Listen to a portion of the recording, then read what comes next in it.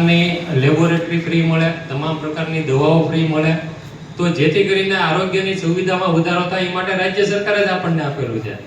પણ જે તે કારણોસર એ ચાલુ થયું નહોતું. આ સેન્ટર ચાલુ કરવા માટે આપણે ફાતેમા યુવા ગ્રુપ, સમસ્ત મુસ્લિમ સમાજ, સુન્નતુલ જમાતના લેટર પેડ ઉપર ઘણીવાર આવેદન આપ્યા, પણ એનો કોઈ પણ પ્રકારનો આપણને લેખિત કે મૌખિક આશ્વાસન આપવામાં આવતું નહોતું.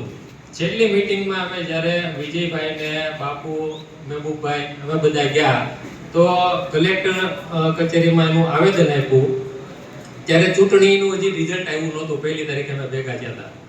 1લી તારીખે ફોન કર્યો ત્યાં ભાવનગરના CDHO સાહેબને, વિજયભાઈએ, કે ભાઈ ચૂંટણીનું આચારસંહિતા પૂરી થઈ જવા પછી કરીએ.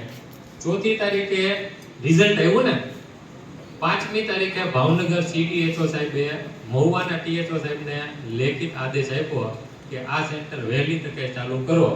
બરાબર છે? એટલે આ છે સંગઠન. સંગઠનની તાકાત આ છે કે ભાઈ એકવાર ગયા તો એટલું કામ થયું, નહીં તો 5-25 જણા હતા. હવે એ જ જગ્યાએ આપણે 500, 1000, 2000 માણસો હોઈએ તો શું થાય? જે હજી 15 દિવસ લંબાણી 15 દિવસે કદાચ ન લંબાય.